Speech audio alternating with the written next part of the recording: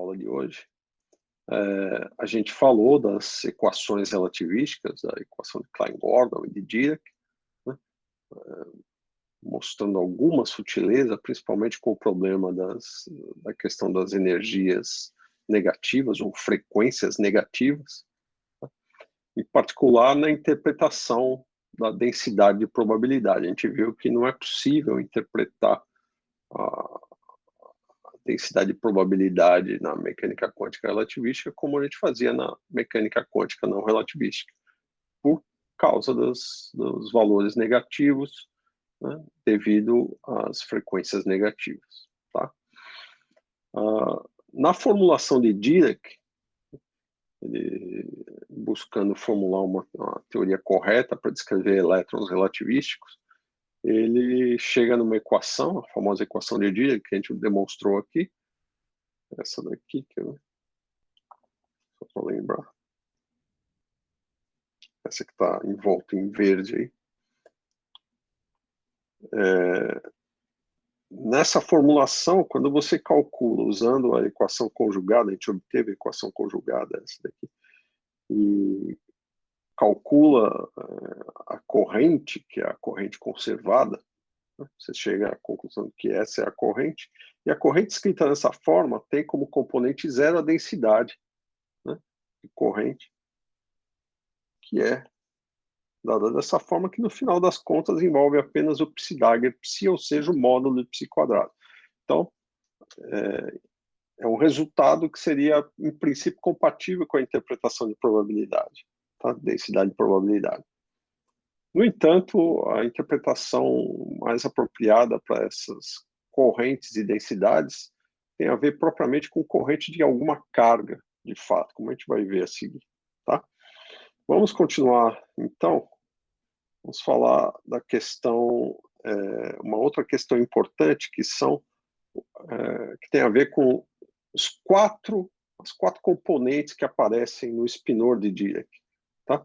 Aquele psi não é uma função de onda simples, como no caso da mecânica quântica não relativística, ou no caso da equação de Klein-Gordon relativística, tá? Mas tem quatro componentes. Enquanto ele buscava, quer dizer, uma teoria para descrever elétrons, era de se esperar que tivesse pelo menos duas componentes para descrever os dois estados de spin, né? Aparecem quatro desses estados. Tá? Bom, e obviamente ele notou que dois desses estados estavam associados a essas soluções de energia negativa. Tá? O que isso leva, né, Dirac a fazer para tentar salvar a sua solução e assim poder descrever de maneira correta o elétron? Ele bola uma ideia interessante que tem a ver com o que a gente conhece como vácuo, né? O vácuo de Dirac, para tentar colocar soluções de energia negativa num estado aceitável, né, fisicamente. Deixa eu introduzir aqui uma figura diferente do que eu fiz em sala de aula, porque fica melhor. Então, aqui vocês têm uma representação do que seria o vácuo de Dirac. Tá? A tentativa dele explicar a existência daqueles estados de energia negativa. Por que você não vê esses estados de energia negativa? Muito bem. Aqui eu tenho um diagrama que o eixo vertical representa energia. Aqui eu tenho a linha de mínima energia positiva, que é a massa, energia de repouso de um elétron, por exemplo. E aqui eu tenho todas as infinitas possibilidades para energia positiva, porque afinal o elétron, além da sua energia de repouso, pode ter qualquer energia. Tá? E abaixo do eixo negativo, a partir do valor de menos a massa do elétron vezes c quadrado, vamos fazer c igual a 1, eu também posso ter infinitas possibilidades de energia negativa. Tá? Muito bem. Essa região proibida porque você não tem nada com algo menor do que a massa do elétron. A questão toda é que essa região infinitamente preenchida por partículas de energia negativa, tá? É o que o Dirac interpreta como sendo um vácuo na natureza, né? Ele não é algo visível. Você só pode acessar esse vácuo de uma maneira que é a seguinte: se eu tiver um fóton vem,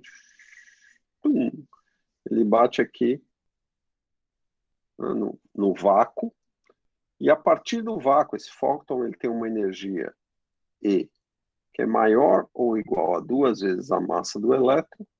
Se ele tiver, se a igualdade for saturada, ou seja, se a energia do fóton for exatamente 2 vezes a massa do elétron, ele vai pegar uma partícula desse vácuo, uma partícula de energia negativa, e arrancá-la daqui e levar para uma partícula que é o elétron, com a sua energia de repouso, que é a própria massa. Mas o que está acontecendo? O fóton chega, ele arranca um elétron desse vácuo e manda, né, o elétron aqui para algum estado. Eu devia escrever isso em azul, fica mais evidente. O elétron aqui em azul, para um estado de energia tal que a energia cinética do elétron criado é igual à energia cinética do buraco que ficou. Aqui ficou um buraco. Qual é a melhor forma de desenhar esse buraco? Desenhar em preto. Aqui fica um buraco. Esse buraco, ele tem todas as propriedades opostas do elétron que foi arrancado. Então, se o elétron que preenchia esse buraco tinha energia negativa, tinha carga elétrica negativa e assim por diante, spin mais meio, por exemplo, então o buraco que vai ficar aqui vai ter todas essas quantidades com sinal oposto, ou seja, energia positiva, vai ter spin mais meio, vai ter carga elétrica mais um e assim por diante. Tá? Ou seja, isso nada mais é do que o fóton, ele excita o vácuo produzindo um par de partícula e antipartícula, nesse caso um par elétron e pósitron, com alguma energia cinética, se a energia do fóton é maior do que 2 vezes a massa do elétron. Então essa é a interpretação do vácuo de Dirac e como ele pode ser acessado fisicamente. Ele pode ser acessado fisicamente se você tiver fótons energéticos que produzam esse par, partícula-antipartícula. Tá? E, de fato, isso daqui foi a predição da equação de Dirac para a existência das antipartículas, que inicialmente ele e Pauli achavam que eram prótons, mas que depois ficou óbvio que se tratava de uma partícula que tinha a mesma massa do elétron. O pósitron, que foi descoberto em 1932 por Anderson. Essa é a famosa teoria do buraco, né, para descrever o vácuo de Dirac. É uma teoria que tem sua utilidade para quem usa somente mecânica quântica relativística, mas que já vai ser descartada por nós mesmos por uma ideia melhor, né, que eu vou apresentar a seguir. Então, resumindo, a ausência de um elétron com energia negativa, menos E'linha, E'linha positivo, é interpretado como a presença de um pósitron com energia positiva, mais E'linha. A famosa produção de pares revela a estrutura desse vácuo, que seria preenchido por um mar de elétrons de energia negativa. Uma ideia que pareceu absurda para alguns naquele momento, mas que para a mecânica quântica relativística de Dirac, ou seja, para férmions, se encaixava muito bem. Né? E a energia desse fóton vai ser, então, a diferença entre a energia do elétron produzido e do elétron arrancado. Tá? E menos E'linha, ou seja, E mais E'linha, que é maior ou igual do que 2 vezes a massa do elétron. Bom, eu vou dizer, se ninguém pensou por que não é conveniente ter essa interpretação em sua generalidade, ou seja, em todos os casos, pelo seguinte, Você concorda que eu estou falando aqui de uma partícula de spin meio, tá? Mas se eu tiver uma partícula de spin inteiro, essa partícula é descrita por quem? Pela equação de Klein-Gordon, tá certo? A equação de Klein-Gordon, né, como eu acabei de falar, para spin inteiro, ela tem a ver com bósons, não com férmions. E para bósons, a gente não tem uma coisa que é algo parecido com o princípio de exclusão de Pauli. Né? O que isso significa? Significa que esse mar, seja lá qual for a partícula que eu estiver falando, eu posso preencher indefinidamente, sempre posso colocar coisa lá. Então eu teria uma instabilidade, tudo ia aí, né, cair para o vácuo, porque é o estado de menor energia. Então, todas as partículas deviam ir para o vácuo, você concorda? Porque bósons eu posso colocar um em cima do outro sem problema nenhum, é diferente de férmions. Tá? Então, daí você já vê que tem algum problema com essa interpretação. Embora ela possa ser usada, ela não é a interpretação mais correta. Tá? Bem, vamos resumir essa história do vácuo de Dirac. O vácuo de Dirac, a interpretação que Dirac dá para esses estados de energia negativa, é a seguinte: ele tem um vácuo, ou seja, estados, né, que preenchem o vácuo, são todos os férmions, né, de energia negativa, infinitamente preenchido, e você não pode colocar mais nenhum férmion ali, por causa do princípio de exclusão de Pauli. Tá? Então, é conveniente porque, dessa forma, nenhum férmion de energia positiva, por exemplo, um elétron, vai poder decair para esse vácuo. Por outro lado, se nesse vácuo houver algum buraco, um elétron que tem energia positiva vai encontrar com esse buraco, né, e preenchendo esse buraco vai haver emissão de fóton. E isso é representado pela aniquilação de um par elétron-pósitron, por exemplo. A ideia é conveniente para a teoria de Dirac, que vale para férmions, mas ela não é boa para bósons, porque bósons não têm essa restrição do princípio de exclusão de Pauli. Dessa forma, qualquer bóson de energia positiva poderia cair para estados com energia negativa indefinidamente. E assim você não teria nenhum bóson na natureza. Né? Ou seja, todo vácuo implicaria que você teria os férmions de energia negativa, mas teria também bósons, todos os bósons que existissem na natureza, você nunca ia ver um bóson de energia positiva. Então, isso seria um problema. Tá?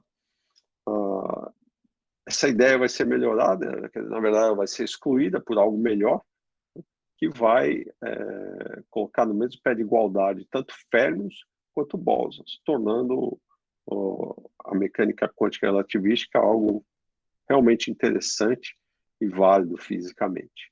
A interpretação que aparece em seguida, né, que o pessoal associa a Pauli e Weisskopf, né, mas na verdade quem primeiro fala dessa possibilidade que eu vou descrever agora é um cara chamado Fock. O pessoal chama de interpretação de Pauli e Weisskopf, mas eu diria que historicamente Fock entra antes nessa história. E no artigo do Pauli e Weisskopf eles nem mencionam o Fock, isso que é curioso. A interpretação para quê? Para J.μ, ou seja, a minha densidade de corrente. A densidade de corrente, isso daqui vale de maneira geral, né? A gente viu ali atrás, né, que ela era algo do tipo I, Φ estrela, dmi Φ, onde o Φ aqui tem a ver com a solução da equação de Klein-Gordon. Tá? Isso aqui vale para bósons. A gente colocou lá atrás, eu só estou reproduzindo aqui. A gente fez a mesma coisa para a equação de Dirac, que vale para férmions, e obteve algo como psi barra gama mi psi. Certo? No caso dos bósons, a gente viu que a gente tinha problema por causa da energia negativa. Tá? Então, isso acaba com a possibilidade de interpretar a densidade como uma densidade de probabilidade. Tá? No caso dos férmions, isso é consertado, mas, de novo, qual seria uma interpretação mais ampla que valesse para férmions e bósons? Tá? Então, pensando nessas correntes agora, não como uma corrente de probabilidade, mas como uma corrente de alguma carga, que de certa forma flui, a carga elétrica, por exemplo. Então, a primeira coisa que vem à mente é carga elétrica. Vamos pensar na carga elétrica. Então, pensa na carga do elétron. De maneira geral, vamos pôr um Q aqui. Pensa numa carga elétrica. E aqui também. Se essa carga elétrica, né, for de elétrons, ela é menos E. Se ela for de pósitons, é mais E. Se for por próton, também é mais E, e assim por diante. Então, eu posso descrever correntes de qualquer tipo de partícula que eu imaginar. Né? E aí faz sentido eu ter uma densidade negativa, porque vai depender de ter uma concentração maior de carga negativa ou uma concentração maior de carga positiva. Então, ela pode ser negativa ou positiva. Tá? Então, na verdade, isso aqui é interpretado não mais como uma densidade de probabilidade, mas como uma densidade corrente de carga. Tá? Então, essa é a primeira coisa. E é válido tanto para férmions quanto para bósons. Tá? Ok, vamos então prosseguir analisando então essa corrente e tentar enxergar essas soluções do Dirac, né? E ver o que dá para fazer de melhor do que essa interpretação de buracos que existe na teoria. Bom, é claro, né? Embora essa interpretação seja limitada, há que se dizer que ela prediz a existência de antipartículas. Tá? E essa predição foi confirmada em 1932 por Anderson. Acho que foi Anderson, não? Enquanto essa proposta é uma proposta de 1928. Inicialmente, a equação de Dirac é proposta nessa época. Tá? A interpretação de que era uma antipartícula do elétron é um pouco posterior, né? O pessoal ainda discutia. Como eu disse, Pauli e Dirac tinham uma ideia de que fosse o próton. E é uma interpretação que é digna de prêmio Nobel, tanto é que levou o prêmio Nobel por isso. Predição teórica da existência de antipartícula. E vale para qualquer partícula que seja descrita pela equação de Dirac, spin semi-inteiro. E depois se generaliza, tá? Uma vez que você interpreta essa corrente, né, como uma corrente de carga, isso se generaliza para bósons também. Porque agora bósons, né, você pode ter bósons de carga positiva e carga negativa. E essa densidade, então, tem a ver com as partículas das quais você está falando serem de carga positiva ou de carga negativa. Tá? Ok. Então, vamos prosseguir. Vamos considerar, então, a equação de Klein-Gordon, tá? E como se fosse vamos pensar como se fosse um elétron sem spin. Tá? Então, é uma versão simplificada do elétron. Então, supõe equação Klein-Gordon do elétron. Nesse caso, sem spin. O spin seria apenas um adicional, né? Se eu conseguir entender o que acontece com o elétron sem spin, a única coisa que vai mudar para o elétron com spin é o seu spin. Então, Jμ, sua corrente, de acordo com a expressão acima, vai ser I menos E φ estrela d mi φ menos φ d mi φ estrela, e aqui essa função φ descreve o elétron. Tá? Se eu pegar a solução de partícula livre,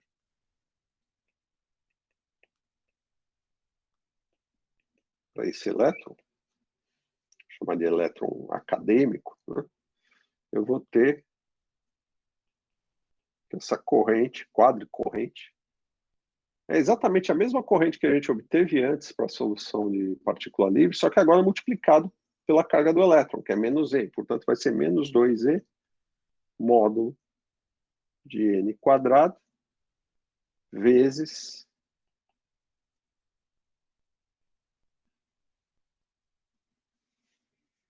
PMI, né? Só que o PMI aqui eu estou escrevendo em termos das componentes, energia e trimomento. Então, isso aqui é o PMI que vocês viram em alguma equação lá em cima. Aqui é módulo, né? Eu vou escrever direito. Isso é um módulo de N quadrado. Tá? Tudo bem? Quem não lembra como é que a gente obtém isso, é só lembrar que a solução de partícula livre, vou escrever aqui do lado, o φ era igual a uma constante de normalização e elevado a menos I P escalar x, sendo que P escalar x é um produto escalar entre quadrivetores, ou seja, mi x mi, você pode imaginar assim. Tá? Estou falando H cortado e C igual a 1. Então, quando você fizer as derivadas que aparecem aqui, dmi φ, vai cair o quadrimomento vezes um fator menos I. Tá? Como tem um I aqui na frente, I com menos I vai dar mais um, então você vai ter, no final das contas, um quadrimomento. Então, essa é uma corrente do elétron. Por que eu deixei dessa forma explícita em termos das componentes do quadrimomento? Porque é aqui que vai entrar uma característica importante para reinterpretar essa questão da antipartícula. Tá? Então, vamos considerar agora o pósitron. Tá?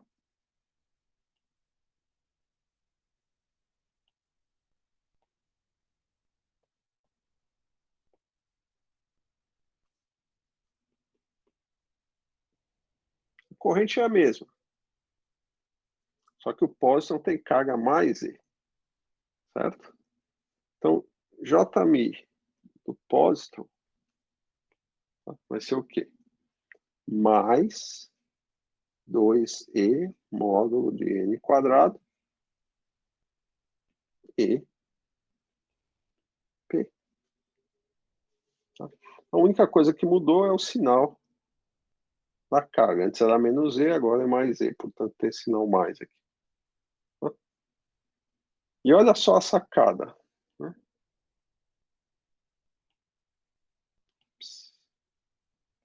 Okay. Isso é a mesma coisa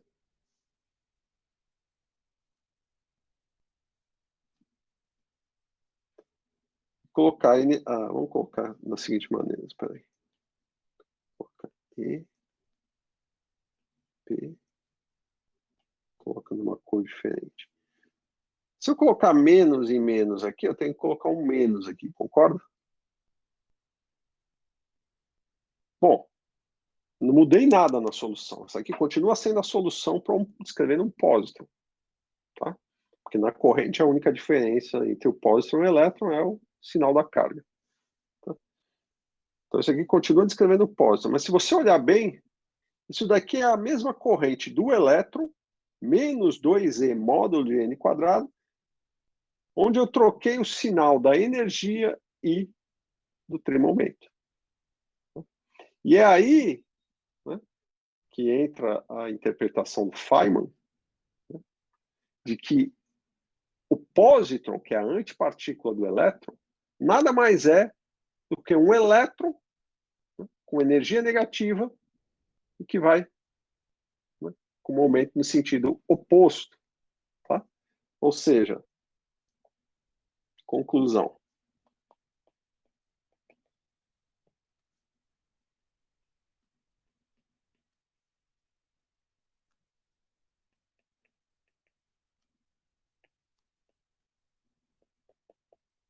menos P.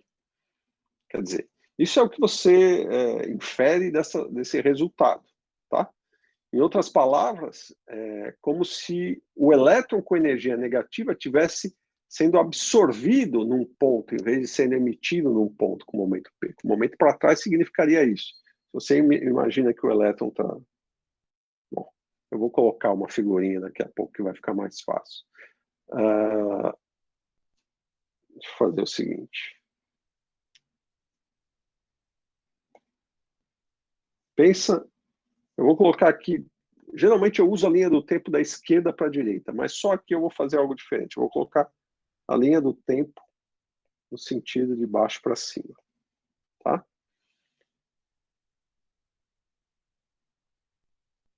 Aqui. Ops. Aqui. Então, pensa no pósitron com energia positiva, caminhando na linha do tempo. Tá? Ele vai ser idêntico a um elétron, e essa é a interpretação do Feynman, com energia negativa, caminhando para trás no tempo. Quer dizer, se o pósitron sai de um ponto, é como se fosse um elétron entrando num ponto, que se inverte, né, o trimomento. E no caso da solução de energia, positiva para o pósitron, tá? Como que eu escreveria a parte exponencial da partícula livre? Né? Ela ficaria menos I, menos E, menos T. Tá? Isso é idêntico a E elevado a menos I ET. Quer dizer, uma solução de energia negativa indo para trás no tempo, ou seja, no sentido inverso do tempo, é a mesma coisa que a solução de energia positiva indo para frente para o tempo. Tá? A solução de antipartícula, ou melhor, de um elétron com energia negativa indo para trás no tempo é a mesma coisa que a solução de um pósitron com energia positiva indo para frente no tempo. Tá? E é isso daqui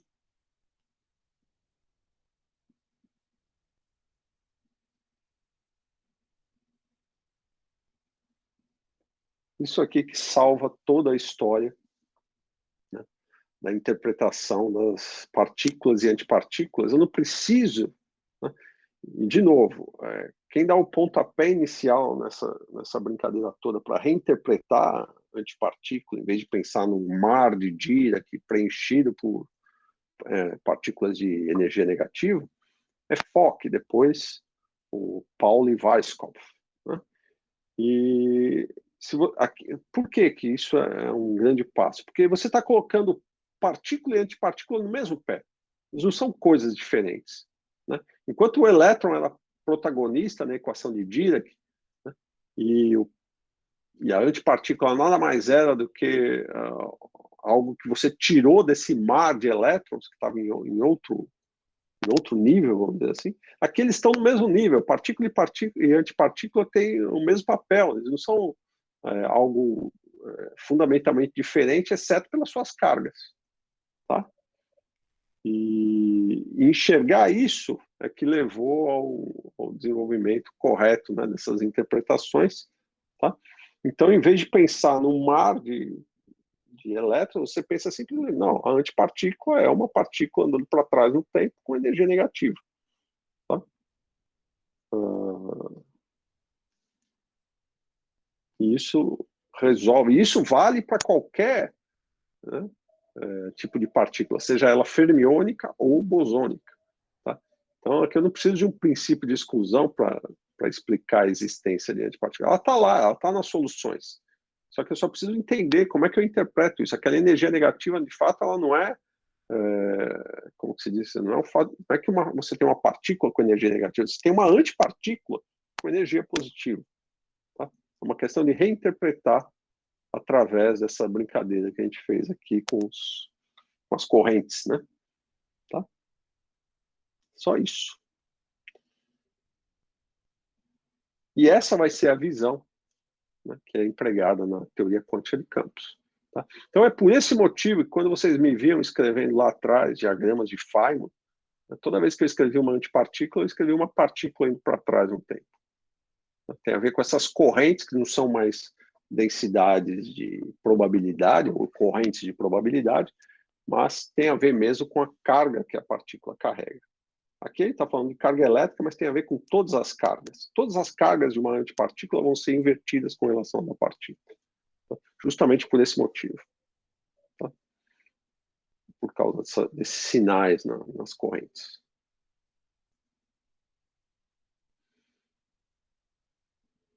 Agora, isso tem uma implicação muito interessante.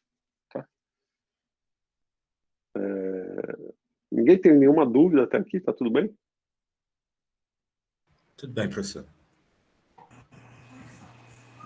Só meio desgraçado da cabeça para a interpretação do Dirac lá que ele teve. Mas genial, né? Eu fiquei impressionada com a interpretação. Veja bem, era o que ele conseguiu de melhor naquele momento. Como eu disse, ele estava meio travado numa... como você tem uma certa obsessão por certos métodos, né? E, de qualquer forma, você imaginar isso é uma mente brilhante, né? Quer dizer, você aplaude, não é uma ideia absurda. Ela pareceu absurda para muita gente, porque como é que eu vou imaginar um vácuo sendo um mar preenchido por partículas, né? Mas só vale para partículas de spin meio. E as partículas bosônicas? Essa era a grande dificuldade para os físicos da época. E para ele também, mas foi o que você conseguiu de melhor.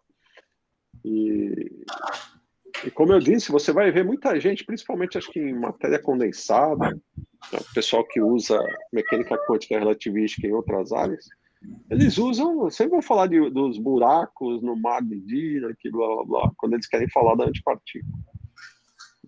Que é uma interpretação que é só é questão de interpretação, os resultados matemáticos são os mesmos, entende? Você não tem que modificar nada na equação de Dirac, né, para ter essa interpretação de antipartícula que a gente tem na teoria quântica de campos, né, na visão desses camaradas, né, a partir de Fock, Pauli, Weishaupt, Feynman. Tá? É só uma questão de reinterpretar os seus resultados. Então, fundamentalmente, a equação de Dirac está correta. E mais do que isso, ela que eu não estou falando aqui de mecânica quântica relativística de maneira profunda, mas ela resolve vários problemas para o átomo de hidrogênio, né? A questão das linhas espectrais, a estrutura hiperfina do átomo, que é uma teoria relativística. O elétron, fundamentalmente, é uma partícula relativística. Né? Ela descreve com exatidão, né, a predição para o momento giromagnético do elétron, aquele G-, tem a ver com G-2 do elétron, o momento de dipolo magnético. Tá? Que na mecânica quântica você tinha que colocar o fator igual a 2. Você sabia que era igual a 2 pelos experimentos. Né? A equação de Dirac te dá isso naturalmente. Tá? É claro, depois veio o momento magnético anômalo. Ele não é exatamente 2, mas é 2, alguma coisa. E com várias casas decimais a gente sabe disso experimentalmente. Aí quem vem resolver esse problema de maneira mais sofisticada é a eletrodinâmica quântica, que é uma teoria quântica de campos para o eletromagnetismo. Então, a equação de Dirac é perfeita, tá? Para problemas que você não precisa da teoria quântica de campos, mas só uma equação relativística para férmions. Tá?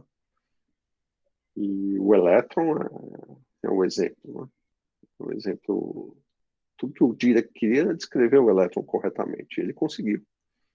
Então, não é à toa que a ideia não só era importante e levou um prêmio Nobel, mas ficou, inclusive, para a gente poder construir de maneira correta a chamada teoria quântica de campos. A eletrodinâmica, na verdade, quântica. Tá? Então, olha, esqueça a figura da direita, pense na figura da esquerda. A interpretação da mecânica quântica não relativística. Né? Vocês devem ter visto, alguns de vocês talvez não viram, mas geralmente você vê isso em mecânica quântica 2, né, o espalhamento de elétrons. Então, essa bolha aqui, você está vendo aqui, é uma região onde tem algum potencial e o elétron, né, sofre aí uns desvios na sua trajetória. Mas no final das contas, ele continua, sai um elétron. Então você tem um elétron inicial e um elétron final. Isso aqui é a linha do tempo, né, indo para cima. Aqui representa o espaço. E aqui são dois intervalos de tempo. Tá? Se eu cortar essa figura em qualquer região, entre qualquer instante de tempo, eu sempre vou encontrar uma partícula. Porque na mecânica quântica não relativística, eu só tenho o elétron. Não tem essa noção de antipartícula. No entanto, com a nova visão, né, e a interpretação de Feynman para a antipartícula, nessas correntes que a gente viu ali em cima, eu vejo que um elétron entrando nessa região e saindo de novo, o mesmo elétron, exatamente como está aqui. Tá? Eles têm o mesmo momento inicial, mesmo momento final. Só que o que aconteceu no meio do caminho, nessas interações, uma possibilidade é essa. Você tem um elétron viajando, chega num ponto, em algum ponto do espaço e no tempo, né, tempo T1, você cria um par, é o vácuo, né, um elétron vai para cá e um pósitron para cá. O pósitron para cá é a mesma coisa que um elétron caminhando para cá. Então, você imagina um elétron viajando continuamente, daqui para cá, daqui para cá, daqui para cá. Só que daqui para cá, o elétron está indo para trás no tempo. E o elétron indo para trás no tempo é um pósitron indo para frente no tempo. Tá? E esse pósitron encontrou o elétron nesse ponto e aniquilou. Então você tem uma aniquilação de pares aqui nesse ponto. Aqui uma criação de pares no instante T1 e uma aniquilação no instante T2. Só que eu não consigo diferenciar no meu experimento isso daqui disso daqui. Eles são a mesma coisa. E é por isso, né, que no caso das teorias quânticas de campo, para as partículas elementares, as amplitudes têm que envolver todas as possibilidades. Então eu tenho que, na minha amplitude de espalhamento, que vai permitir calcular a probabilidade desses espalhamentos acontecerem, eu tenho que incluir isso daqui, mas eu tenho que incluir algo como isso também. Tá? E na verdade, se você olhar aqui, ó, é a mesma linha esticada. Tá? Diferente do caso da mecânica quântica não relativística, há regiões no tempo em que eu vou encontrar... Aqui eu encontro uma partícula só, aqui eu encontro uma partícula só. Mas aqui, ó, eu encontro 3 partículas. 2 elétrons e um pósitron. Tá? Isso aqui só para exemplificar. Eu posso ter mais desses zigue-zague, eu posso ter várias partículas antipartículas sendo criadas, porque o vácuo agora é uma coisa muito mais complexa. Né? O vácuo permite essas criações, né? Porque existem essas correntes que permitem as criações desses pares, né? As interações. Eu não falei de interação aqui, eu falei só de partícula livre. Mas quando eu incluir as interações, a gente vai ter essas possibilidades todas. Deixa eu chegar mais adiante para falar da eletrodinâmica quântica. Tá? Essa ilustração aqui é só para mostrar que o vácuo agora é uma coisa extremamente complexa. O vácuo não é o nada. Né? Esse vazio tem muita coisa. Tem coisas sendo criadas e aniquiladas o tempo todo. Tá? Ok? Professor, Diga. assumir isso do vácuo teve experimento antes disso ou ele só estava assumindo antes mesmo de ter experimento? Porque eu não estou conseguindo entender. Como é que posso Tá, colocar isso aqui é uma consequência dessas interpretações. Tá? Primeiro, é uma consequência da equação de Dirac que você tem antipartículas. E a interpretação correta, né, e que vale inclusive para partículas de spin 0, spin 1, qualquer spin, é que você tem antipartículas também que são como partículas andando para trás no tempo. Tá? Então, dependendo das interações que você tiver, do potencial que você tem, sei lá, você vai passar sua partícula num campo magnético, um campo elétrico, ou ela vai interagir fracamente com alguma coisa, não importa. Aí você vai ter possibilidades de interação que envolvem não apenas um elétron ser desviado do seu caminho, mas envolve ele se aniquilar com alguma coisa, ao mesmo tempo que envolve criações a partir do vácuo, né, e pares de partículas. Então, isso daqui é só uma consequência do que a gente viu até agora. Tá? Eu não falei nada ainda em termos de teoria quântica de campos, mas você já vê que a teoria quântica de campos tem que ter no seu âmago essa possibilidade de explicar como é que esses pares são criados. Tá? Porque, por enquanto, eu só estou vendo que existe essa possibilidade. Eu não estou mostrando que eu tenho, num certo ponto, uma partícula sendo criada, uma antipartícula também, no outro sendo aniquilado. Para isso, primeiro, eu preciso preencher minha teoria com as interações. E mais do que isso, né, eu preciso ter uma formulação que permita essa criação e aniquilação. De pares, seja lá o que for. Aqui eu só estou falando em pares porque é um caso simples da eletrodinâmica. O senhor disse algo também sobre a formulação não sei se era da mecânica não relativística, eu não escutei direito a palavra. O senhor disse que não permitia que não tinha sido considerado antes o segundo caso, eu acho que era esse o caso. Sim. Era isso, né? A mecânica quântica não relativística, porque lá você tem uma mecânica quântica, uma função de onda que descreve uma partícula, uma única partícula para começar. Tá? O elétron, por exemplo. Vou ter lá uma função de onda para descrever o elétron. Qual é a posição do elétron? Eu vou lá, calculo a densidade de probabilidade e vejo qual a probabilidade de encontrar o elétron em determinada posição. Só isso. Tá? Aí eu coloco interações, sei lá, elétrons interagindo com fótons, tudo colocado à mão, né? A gente vai ver que, uma vez que eu tenho a equação de Dirac que descreve melhor o elétron, porque é uma partícula relativística, eu tenho também a possibilidade de antipartículas, caso que você não fazia nem ideia quando você só tinha mecânica quântica não relativística. Lá não existe essa possibilidade. Eu posso escrever uma mecânica quântica não relativística para uma antipartícula? Posso. Mas primeiro eu preciso saber que ela existe. Para saber que ela existe, eu precisei de uma equação que fosse relativística, que é o caso da equação de Dirac. Foi a equação de Dirac que levou. Veja, a equação de Klein-Gordon já tinha contido isso lá, mas não tinha a mínima necessidade de pensar em antipartícula. Quer dizer, você não percebia isso. Mas as antipartículas já estavam lá. Se eu descrever, por exemplo, os pions, eu tenho pion mais, pion menos e pion zero. Tá? Eles são pseudoescalares, eles são descritos por uma equação de Klein-Gordon, eles obedecem uma equação de Klein-Gordon. Mas eu não fazia ideia. Primeiro, os pions é coisa a posteriori, ainda depois desse tempo aqui. Mas eu não tinha necessidade de pensar em antipartícula. Eu só conhecia elétrons, prótons, em 1932, né? 32, os nêutrons também. Chadwick. Isso daí é 1928 para frente, né?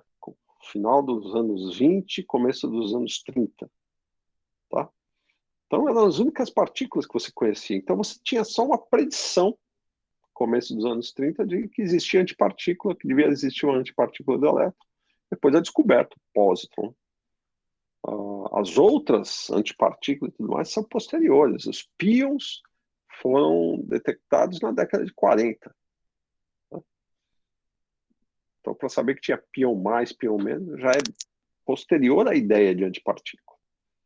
Então, não tinha motivação nenhuma para pensar em antipartícula. A mecânica quântica relativista não foi descrita para isso. A mecânica quântica relativista queria descrever pelo menos o átomo de hidrogênio não relativística. E a relativística queria melhorar isso, porque tinha a questão da estrutura fina e hiperfina do elétron, do átomo de hidrogênio, do átomo de hidrogênio para um elétron, desculpa.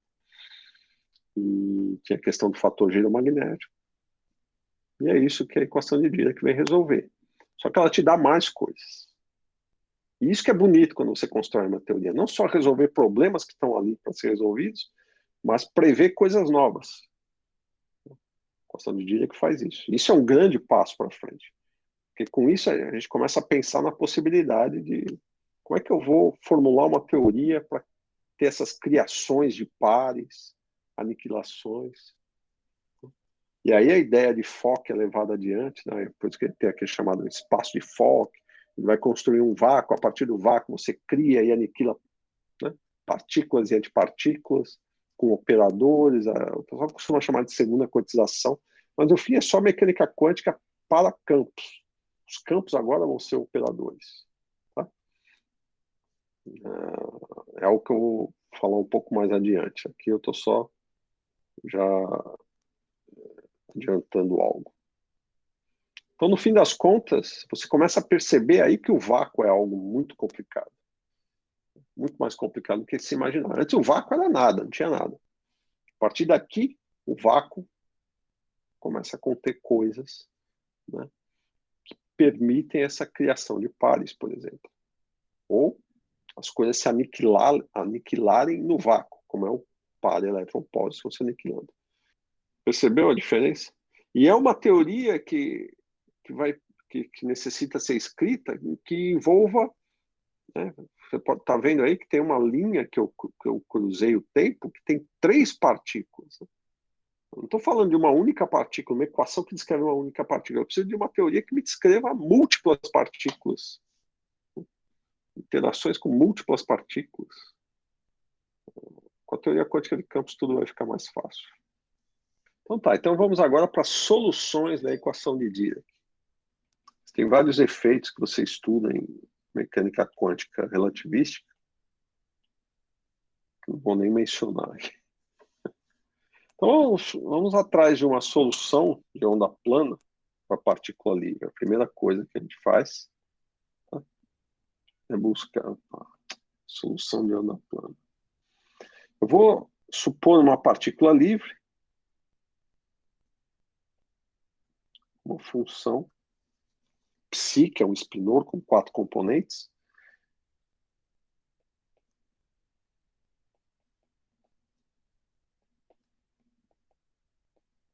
A solução de onda plana tem essa cara, uma exponencial complexa.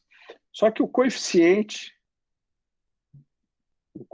que aparece aqui, que eu vou chamar U e P, isso aqui é o chamado spinor de Dirac.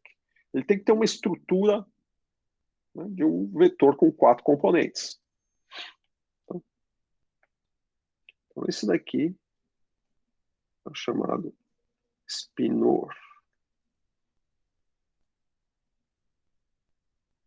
de Dirac. Tá? Tem que ter as 4 componentes, porque, como a gente viu, o psi tem 4 componentes. Tá? Ok.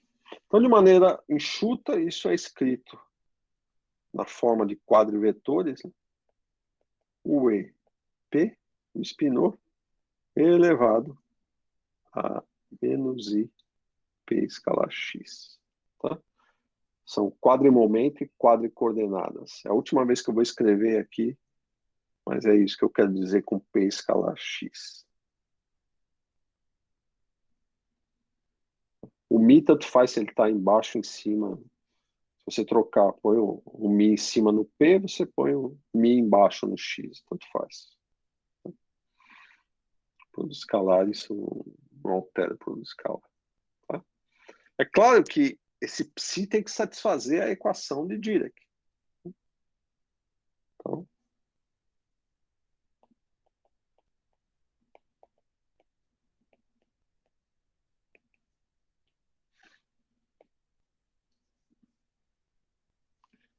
lembrando, quem é a equação de Dirac? I, gama mi, são as matrizes de Dirac, né?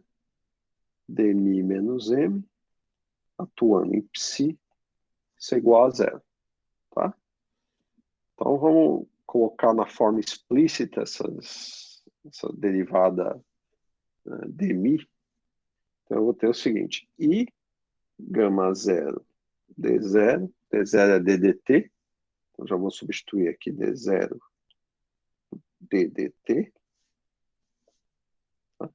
Mais I, as matrizes gamas, gradiente. Tá?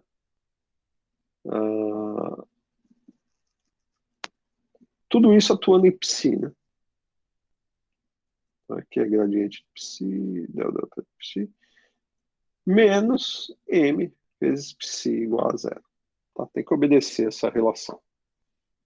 Bom, quando eu atuo com a derivada temporal, cai um fator menos i vezes e. Tá? Então, eu vou ter aqui i gama zero menos i vezes e psi. Tudo bem? E quando eu atuo com gradiente são as derivadas espaciais, tá? Aí você lembra que sim, o gradiente atua nessas coordenadas aqui. Então vai cair quem? Tá? Vai cair o fator i vezes trimomento.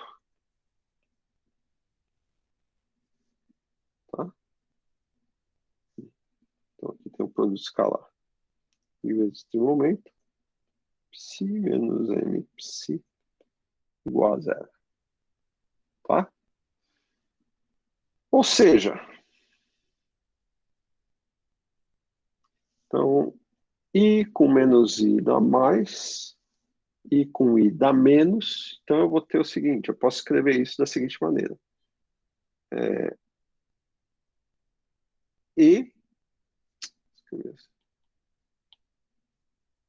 gama zero vezes psi, eita, de novo, vezes e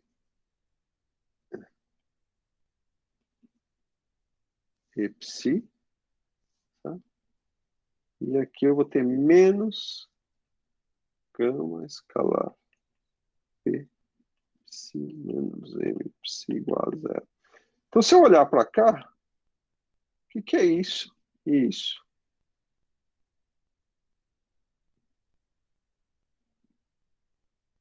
São as componentes, né, do produto escalar gama mi pmi. Tá? Então, isso me dá gama mi pmi menos m psi igual a zero. Tá? E uma forma, geralmente, que vocês vão encontrar na literatura, tá? Eu vou colocar uma notação aqui e vou substituir. Uma notação que é a seguinte. Toda vez que eu tiver qualquer vetor, vamos supor um vetor AMI. Quando eu falo vetor, eu estou falando de um quadrivetor, né? Contraído com a matriz gama mi, como AMI são componentes de um vetor, tanto faz estar à esquerda ou estar à direita, isso é a mesma coisa que gama mi, AMI. Eu vou chamar aqui de A cortado, ou A slash do inglês. Tá? Então, no caso da matriz gama mi vezes pmi, eu tenho um P slash, né? Então, isso fica P slash menos M psi igual a zero. Isso aqui é uma forma de escrever a equação de Dirac para a partícula livre. Tá? Bom, e é claro, o psi, se você olhar aqui em cima, ele é esse coeficiente vezes uma exponencial. Como a equação de Dirac é um operador atuando em psi igual a zero, eu posso simplesmente, né, dividir toda a equação pela exponencial. Exponencial nunca é zero, né? Exponencial complexa. Então, eu posso dividir toda a equação pela exponencial e sobrar uma equação somente para o spinor. Tá? Então, isso aqui implica, né, psi é um U vezes E elevado a I px. Isso implica que a equação de Dirac pode ser escrita com P slash menos M vezes U de E P igual a zero. Tá? Então, quer dizer, a mesma equação obedecida pela função psi, pelo spinor psi, é obedecida pelos coeficientes são chamados espinores de Dirac. Tá? Ok. A gente vai partir dessa... Deixa eu colocar aqui. Professor, Diga. você pode explicar de novo a parte da parte do... Quando você aplica a parcial, não, esqueci. Gradiente? Gradiente. Não dá para ver. Vamos lá. Gradiente, onde é que tá? Aqui você está falando? Daqui para cá? Tá. Dessa parte aí, para baixo. Então vamos colocar aqui. Gradiente de psi. Eu vou pegar só a parte exponencial. É U vezes... você pode pensar del x na direção i, né, mais papapá, todas as direções atuando em quem? Exponencial de e elevado a i p0 x0, tá? Menos p escalar x, certo? Quem é a derivada? P escalar x é px vezes x, py vezes y, pz vezes z. Então, quando eu tomar a derivada com relação a x, vai dar menos i px, né? Mais menos i py, mais menos i pz, que nada mais é do que o menos i vetor p vezes o próprio psi. Certo? Menos i.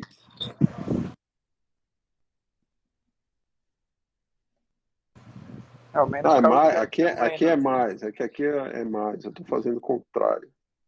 Eu estou colocando menos, desculpa. Aqui é mais, porque a função é menos, aqui é menos. Né? Desculpa. Então aqui é mais. Pronto. Então isso daqui, ó. Olha aqui, ó. O P escalar x é com sinal mais, é o E vezes T que é com sinal menos, tá? O E vezes T é isso daqui, é com sinal menos. Ok. Porque eu estou falando do elétron, a solução com mais E elevado a IPX é para o pósito. Tá? Então você entendeu que daqui eu chego aqui. Ok.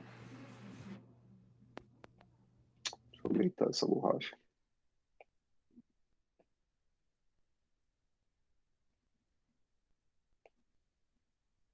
Mais alguma coisa ou era só isso? Professor, Era só isso mesmo.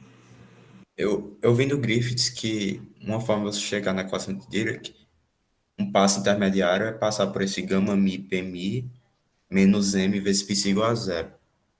Então isso daí não é só para partícula livre, né? O que é só para partícula livre é aquela última relação. Desculpa, você viu o que exatamente?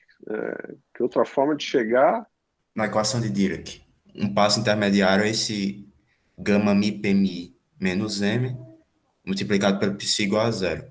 Ele faz isso para o caso geral, sem ser só para partícula livre.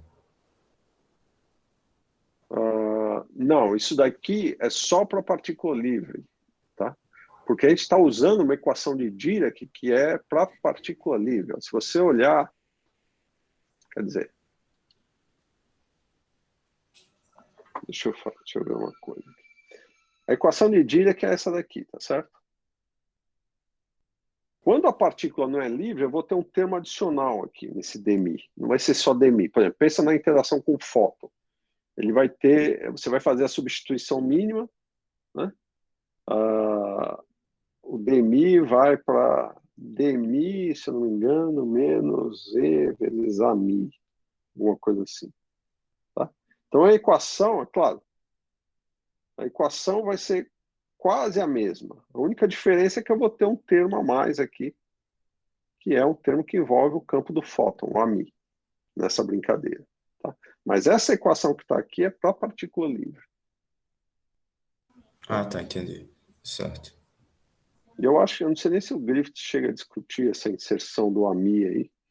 Agora, o que você deve ter visto é que ele acha soluções para a partícula em repouso e depois para a partícula, de uma maneira geral, com um trimomento. Que é isso que a gente faz, geralmente. Qual é a implicação que se tem ali antes da anotação do resultado obtido? Antes do quê? Antes da anotação, o resultado obtido, qual é a interpretação dele? Qual o resultado que você está falando? Nessa equação aí em cima. Isso aqui? É. Não, isso é só uma maneira de escrever a equação de Dirac para partícula livre. Tá? Ela só vai, quer dizer, em vez de escrever como uma derivada, é como se eu estivesse fazendo uma transformada de Fourier levando a equação de Dirac para o espaço dos momentos. Tá? Quer dizer, aqui ela não está escrita em termos de derivados, mas está escrita em termos dos quadrimomentos. Tá? Não tem implicação nenhuma. Ela é exatamente a mesma equação, só que escrita em termos do momento linear, do quadrimomento linear. Tá? Tá bem. Ou seja, isso daqui é equivalente a isso daqui.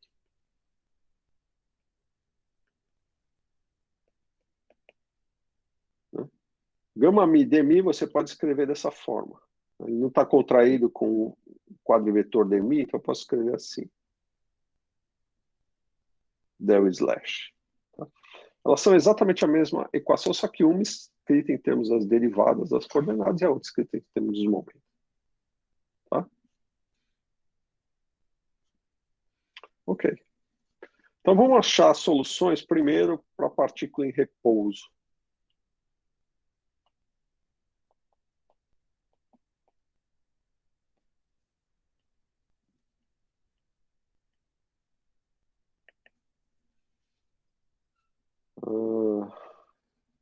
Então, partícula em repouso, o que eu vou fazer? Tem momento igual a zero. Tá? Então eu quero achar a solução cuja função vai ser o U de E zero elevado a menos I E T. Como o trimomento é zero, a parte P escalar X não aparece. Tá? Então eu atuo com essa equação de Dirac que está aqui, né, no spinor que é o U de E zero. Como eu já disse, isso daqui é a mesma coisa que atuar na função de onda da partícula livre, que é a parte exponencial dividir pelos dois lados. Ela não vai ter importância nenhuma para achar essas soluções. Ou seja, isso daqui não muda, a parte exponencial vai ser a mesma. O que eu preciso achar é o U. Quem são esses espinores? Tá? Ok. Então a equação de Dirac vai ficar assim. P slash agora, como não tem o trimomento, vai ser simplesmente o gama zero vezes o P zero. Só que o P zero quem é? É energia. Tá? Menos a massa vezes U de E zero igual a zero. Em outras palavras, é uma equação de autovalores, autovetores. E gama zero U de E zero igual a M U de E zero. Essa é a equação de autovalores que eu estou interessado. Não, não é isso que eu queria.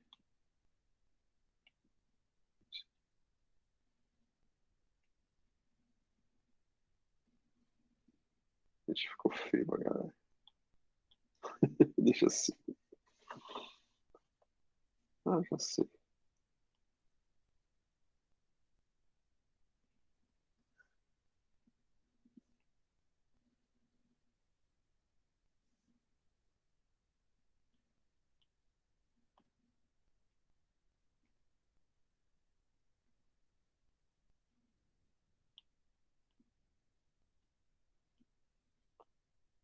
Ok? Certo, mas aí como é que a gente acha os U de E0? A gente vai ter que escrever, né, explicitamente a matriz gama zero. A gente sabe que a matriz gama zero é 1 na diagonal e menos 1. Né? Então fica fácil. E vezes uma matriz que é 1, 1, menos 1, menos 1. E o resto é tudo zero. Tá? E se o meu espinor U Então, esse é o E, isso é o gama zero, vezes o U, eu vou chamar, sei lá, de U1, U2, U3, U4. Tá? Esse é o lado Professor, esquerdo da equação. Diga. é porque menos menos um. Lembra lá atrás quem era a matriz gama zero? A matriz gama zero era o beta. Numa das representações, ela tem essa cara, que eu estou usando essa representação. Tá Vou bem. lembrar lá, só para você lembrar, já que você não olhou a aula anterior. Aqui, ó. Tá? Gama zero é Ah, sim. 1. Bom?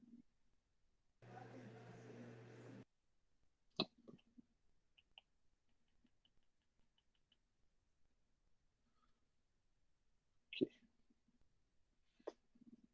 Ok.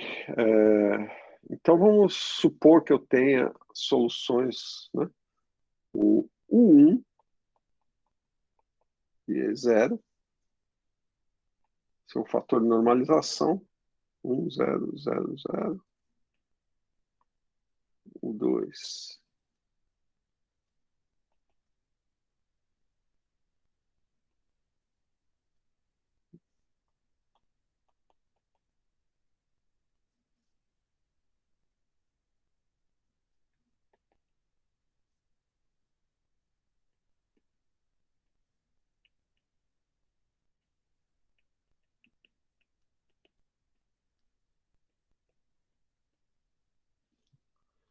São 4 quadrivetores, né? Ortonormais com um certo fator de normalização. Ortonormais não exatamente, porque esse N ele vai ser normalizado de uma maneira apropriada. Tá? Essas duas soluções de cima, que lembra, aqui eu não vou ter a interpretação do módulo de psi quadrado igual uma densidade de probabilidade. Então esse N vai ser uma normalização adequada para a teoria quântica de campos. Tá? E esse fator de normalização ele é arbitrário, na verdade. Você pode escolher várias maneiras diferentes. A física não vai mudar. Né? Só tem que tomar cuidado quando você faz essa escolha, as normalizações que você vai fazer nas suas integrais envolvendo os campos tem que estar de acordo com a normalização que você escolheu aqui. Mas isso é coisa para a teoria quântica de campo. Não estou preocupado com isso aqui agora. Isso aqui vale para as energias igual a mais m, que são as duas primeiras, ou seja, esses dois valores, né, isso aqui vai ter que ser igual a quê? A m vezes uma matriz de identidade, o 1, o 2, o 3, o 4. Então, os dois primeiros valores, ou seja, o 1 e o 2, vão estar associados a energia igual a mais m.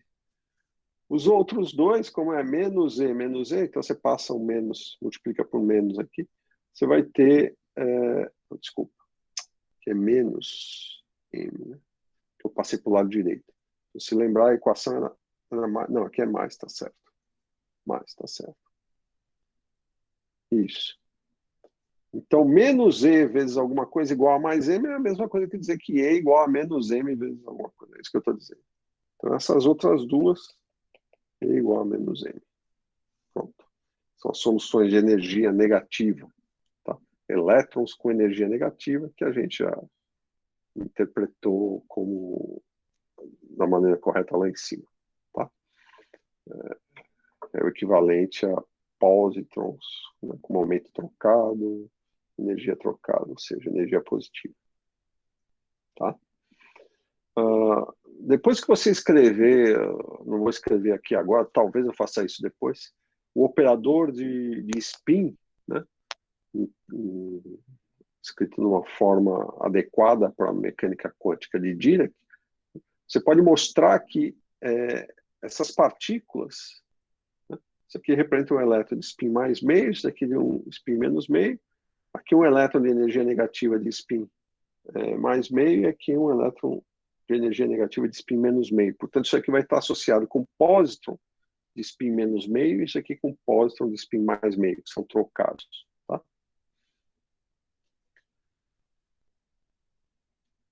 Deixa eu escrever, vai. Vocês ficarem com tanta coisa para decorar aí. O 1 e o 3 vão estar associados a spin mais meio. O 2 e o 4, spin menos meio. Só que o 2 e o 4 estão associados a um elétron de energia negativa. Então, o pósitron vai ter os spins invertidos. Tá? Só para lembrar.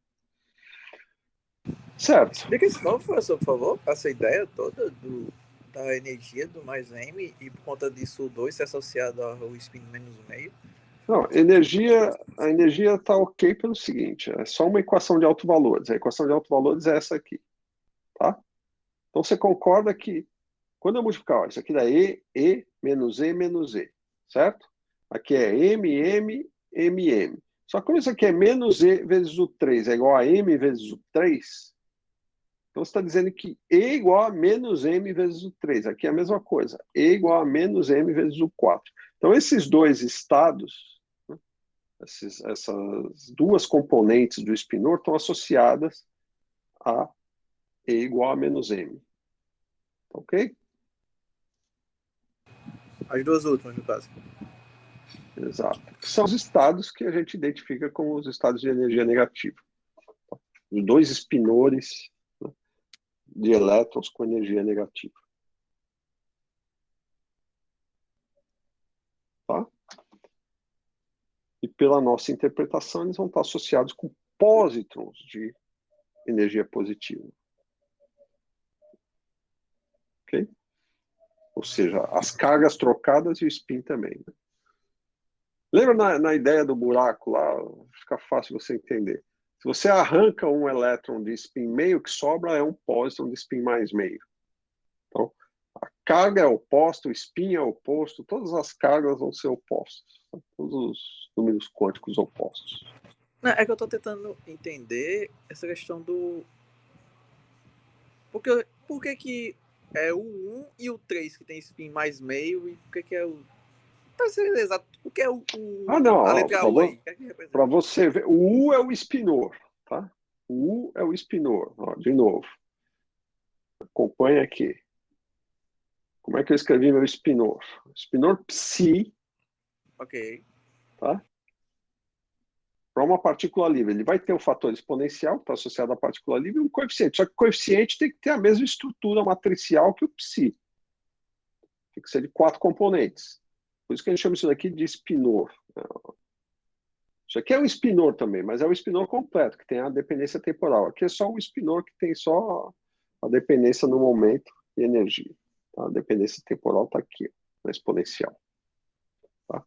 Então, o U é o spinor, 4 componentes. Usa a equação de Dirac, tá? Põe o momento linear igual a zero. Estou achando as soluções para P igual a zero. Já mostrei que essa equação faz sentido. Já mostrei que isso daqui tem a ver com as energias negativas. E quem tem a ver com energia negativa vai estar associado às antipartículas. Né? Aqui são as partículas com energia negativa, que eu vou interpretar como antipartícula. Energia positiva e todos os números quânticos trocados. Tá bom? Agora, para mostrar que isso daqui tem spin mais meio, isso aqui spin menos meio, eu falei para vocês. Eu não vou colocar aqui agora, mas talvez lá na frente eu escreva qual é o operador de spin. Aí você aplica o operador de spin, você vai ver quem tem mais meio e quem tem menos meio. Da mesma forma que você fazia em mecânica quântica não relativística. Né? Não tinha o S e o SZ. O SZ te dizia quem era spin mais meio e quem era spin menos meio. Aqui você vai ter um equivalente, só que em 4 dimensões, porque são 4 componentes. Tá? Ok. Certo. Então, com isso eu consigo escrever quem são as soluções. Né? Partícula em repouso. Tá? O psi1, os componentes do meu spinor psi, vai ser um fator de normalização 1, 0, 0, 0, vezes uma exponencial elevado a menos i, m vezes t. Tá? Mesma coisa o psi2.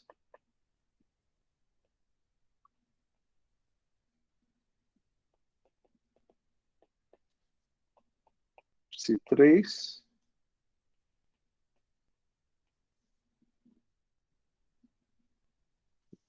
A energia negativa mudou o sinal.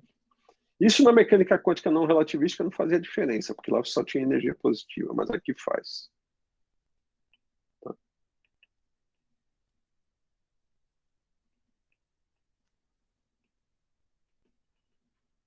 As duas soluções de energia negativa.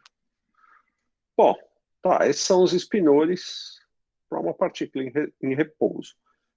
Para obter a solução geral para uma partícula livre, ou seja, para qualquer momento linear que não seja zero, né, eu posso fazer de algumas maneiras diferentes. Uma delas é aplicando um boost indo para um referencial, né, uma certa velocidade. Daí quem quiser fazer, faça. Eu já fiz uma vez na vida, não vou fazer mais.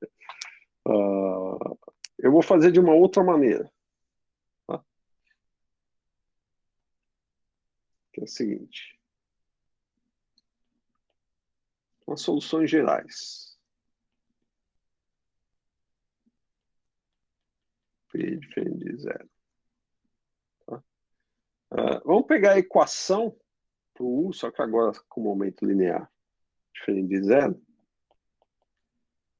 Eu vou escrevê-la assim, E gama zero. Antes era E gama zero menos M, atuando em U de E P igual a zero. Agora o U vai ter um P diferente de zero, isso é igual a zero. E eu vou ter o termo que envolve o trimomento. Né? Se você olhar lá para cima, é o P escalar, gama. Tá? Bom, aí eu vou partir para a forma matricial explícita do gama e do P. Só que eu vou colocar em termos de matrizes bloco diagonais para não ficar tão poluído aqui. A forma matricial, isso vai me dar o seguinte. A matriz gama zero é uma identidade 2 por 2 e menos a identidade 2 por 2, como a gente usou ali em cima. Isso vezes o E. Tá? Menos, agora é o momento linear escalar gama. O que é isso? Escalar. O gama, lembra? Vou colocar aqui em amarelo. O que eu represento por gama vetor? Tá? Gama vetor são matrizes 4 por 4 de novo. Sigma são as matrizes de Pauli 2 por 2, então aqui é matriz 2 por 2 e menos sigma 2 por 2, aqui é zero, na forma bloco diagonal. Então, P escalar gama vai ser P escalar as matrizes de Pauli na forma bloco diagonal. Então, aqui é zero, que vai dar P escalar sigma, que vai dar menos P escalar sigma, aqui zero. Tá? Menos M, então, M, 0, 0, M. M vezes uma identidade, 2 por 2, identidade 2 por 2. Puxar tudo isso para cá.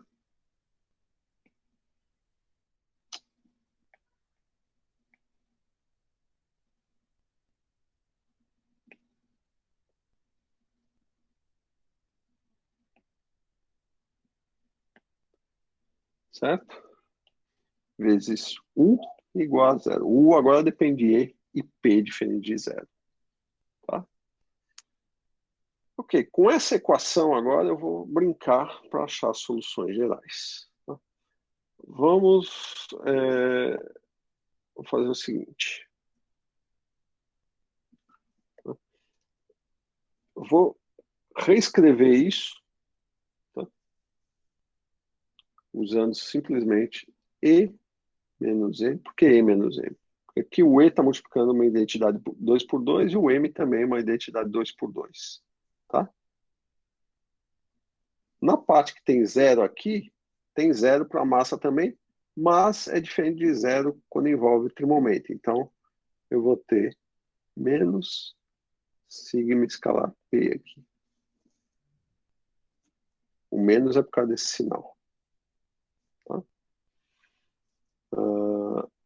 De novo, aqui embaixo, na diagonal secundária, eu vou ter mais sigma escalar P. E aqui embaixo eu vou ter menos E mais M.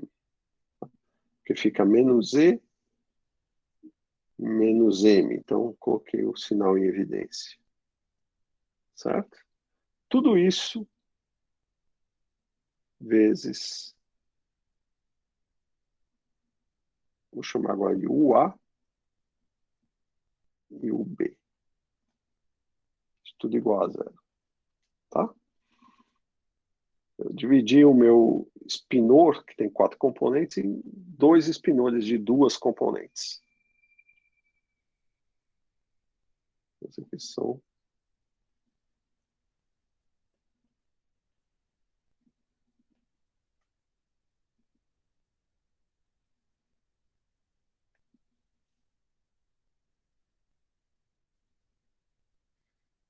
Tá bom? Ok. Vamos resolver essas equações, né? Então eu vou chegar à seguinte conclusão.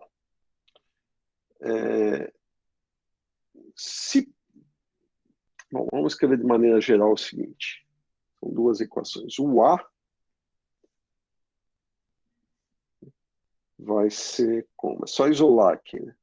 Faz o produto, essa linha, com essa coluna. Então você vai ter E menos M vezes o A, menos sigma escalar P vezes o B, isso é igual a zero, então você passa o menos sigma escalar P vezes o B para o lado direito. Isso daqui vai dar o quê? Vai dar sigma escalar P vezes o B, dividido pelo fator que multiplica o A. O fator que multiplica o A é o E menos M. Tá? E menos M. Então está aqui. Isso é o resultado do produto dessa linha com essa coluna. Agora eu vou fazer a mesma coisa para a segunda linha vezes essa coluna. A equação que você vai obter, o B, sigma escalar P, E mais M, o A. Tá? Então vamos analisar isso aqui. Se nessa equação P igual a zero, então o A vai ser igual a zero. Se o A vai ser igual a zero, só vai sobrar a solução de energia negativa, que é o B. Tá? Então isso me dá a solução E, que é energia menor que zero. Nessa outra equação, se eu coloco P igual a zero, que eu vou ter o UB igual a zero. Tá? Então o que sobra é a solução de energia positiva, tá? Que é o UA. UA 1 igual o vetor 1, 0. UA 2 igual o vetor 0, 1. Tá? Geralmente a gente chama isso aqui de Q1, Q2. Tá? Por que isso? Porque eu posso representar todos os espinoses em termos de Q1 e Q2, já que eles são escritos em termos de UA, eu posso escrever a mesma coisa para o UB. Tá? Ok, se eu substituir esse resultado, então vamos lá, eu tenho 2 equações aqui. Vou chamar essa de estrela e essa de 2 estrelas. Tá? Se eu substituir isso daqui na equação 2 estrelas, o que eu tenho? O B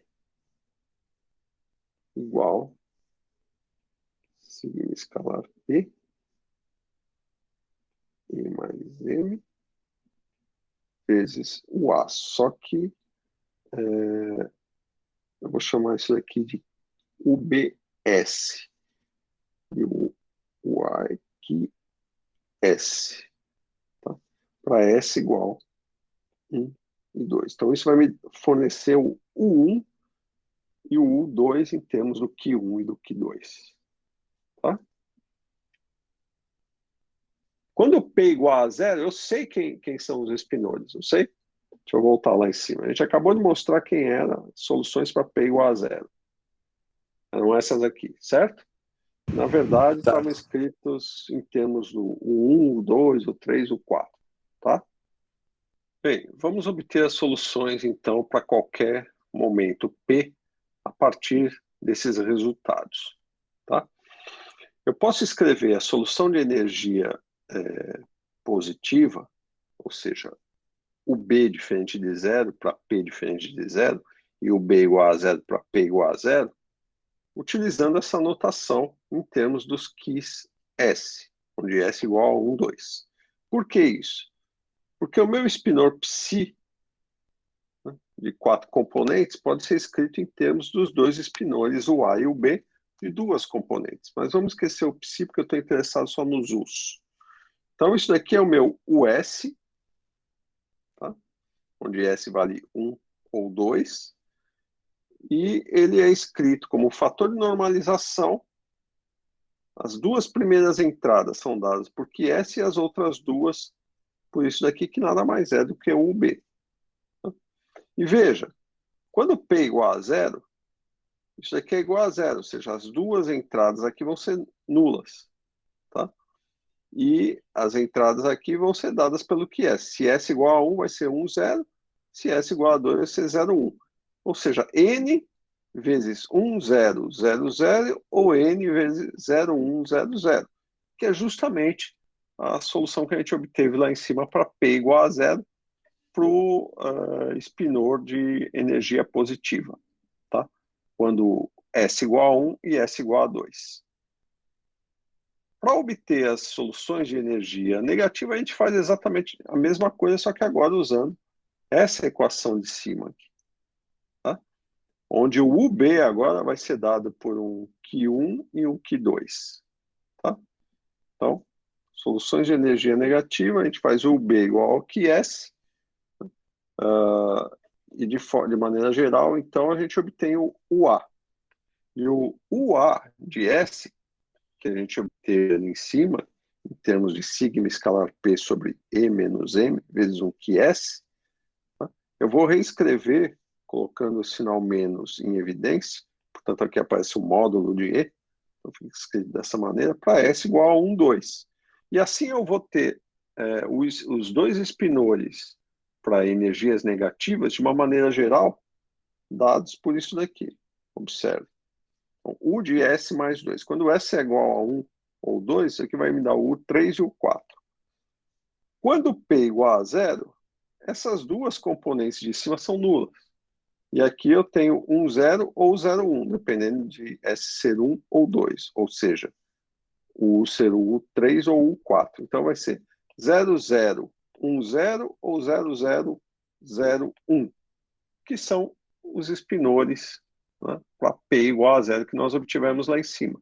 Para P diferente de 0, eles têm essa forma geral, dada por essa expressão. Tá? Então, essas são as soluções de energia negativa, e vocês podem ainda verificar o seguinte. Tá? Vou deixar isso para vocês fazerem.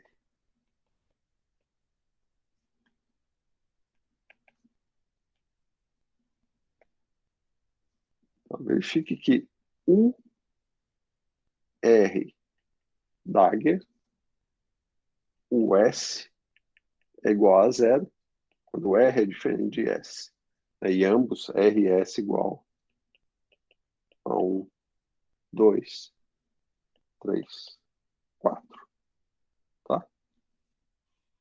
Ou seja, espinores estão ortogonais, todos eles, né? Valores distintos de R e S, eles são ortogonais. Tá? A normalização dos espinores, acho que eu nem vou colocar agora, porque eu não vou precisar. Mais para frente eu coloco essa normalização, tá? A gente precisar usar. Ok. Então, com isso, ele tem as 4 soluções para a equação de Dirac, né, as 4 componentes do psi em termos dos U's. Né? Psi1, Psi2, Psi3, Psi4 vão ser o 1, o 2, o 3, o 4 vezes a parte exponencial. Tá?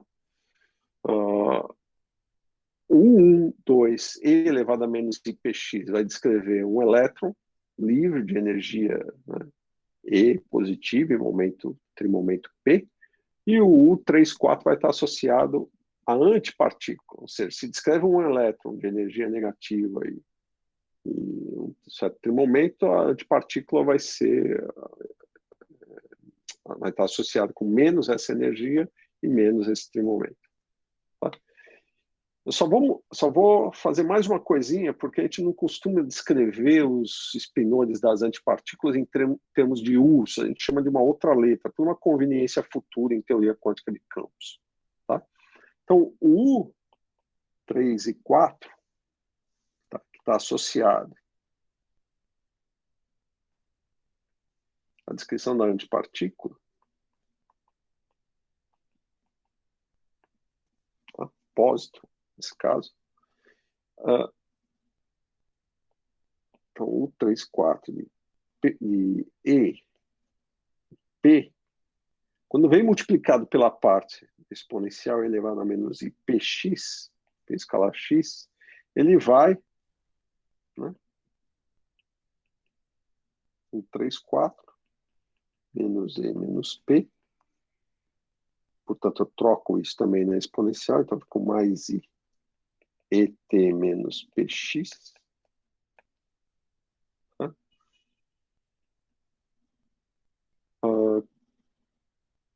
Então, o menos e é uma energia positiva, porque o e que está aqui é uma energia negativa, então menos e uma energia positiva. Então, quando eu escrevo dessa maneira, isso aqui está me descrevendo a real antipartícula, não o elétron com energia negativa. Isso aqui é o elétron com energia negativa, isso aqui é a antipartícula do elétron com energia positiva, e menos o momento, menos P. Então, para não ficar escrevendo esse menos E, menos P, a convenção que se usa, né, é identificar esse U34 de menos E, menos P com o V21. Sim, lembrando também que tem a troca de spin, por isso o 3 está associado com o spin para cima, vai estar associado com a antipartícula com o spin para baixo. Então, a gente troca a posição V2, vai ter o spin para baixo, V1, spin para cima da antipartícula. Com energia positiva, entre momento positivo, com exponencial EIPX. Tá? Onde a componente P0 desse quadro momento é a energia positiva do pósito. Então, isso é só uma notação para evitar escrever o U34 em termos de menos E, menos P como sendo o espinor da antipartícula.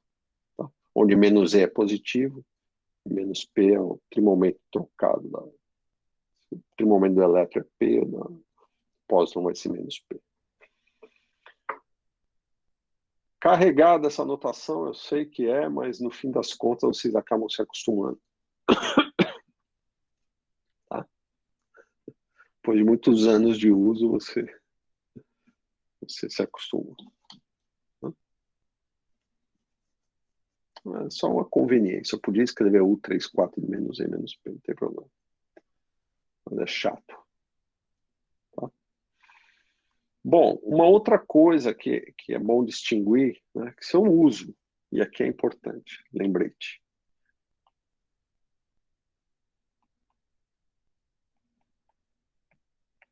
Qual é a equação adequada para o pósitron? Né?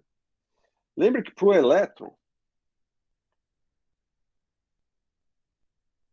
a equação de Dirac que eu uso é gama mi Pmi menos m vezes o espinor 3, 4 e P igual a 0. Tá? Quer dizer, um elétron com energia negativa. Mas se eu quero descrever o pósitron, em termos do espinor V, menos E menos P,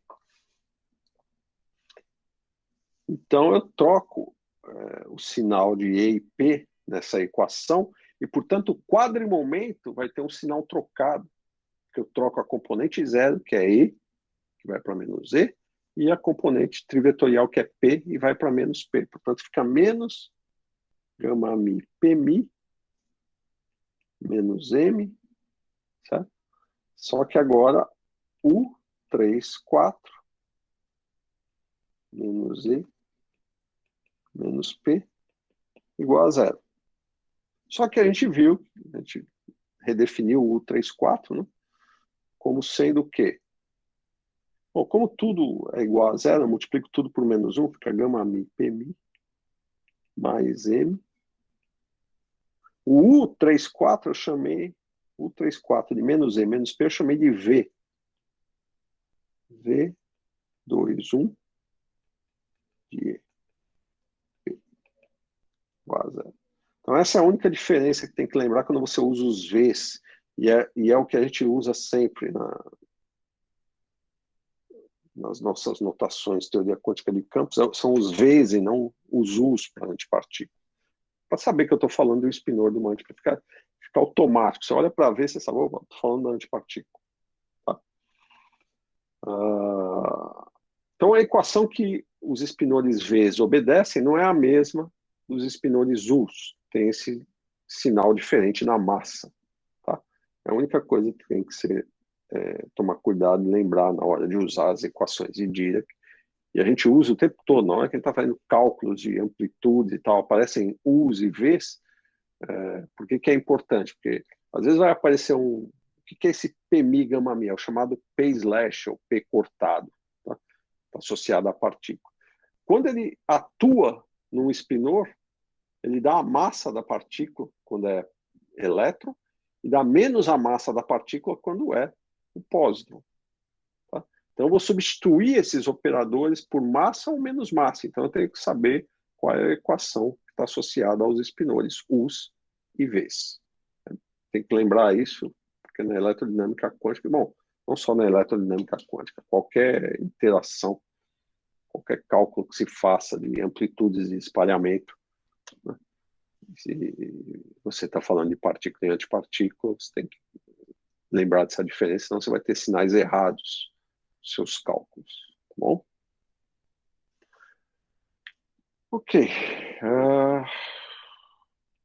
São 18h04, eu vou terminar por aqui. Na próxima aula, eu termino esse assunto rapidinho, falando sobre a normalização desses spinores, né? a forma correta, né, de quem é que comuta com a Hamiltoniana em termos de momento angular, tá? Para a gente poder, então, escrever o operador de spin e vocês poderem checar que, de fato, os spinores U e V têm os spin, como eu falei ali em cima. Tá? Ok. Alguma pergunta até aqui? Acho que é só revisar essas notações mesmo.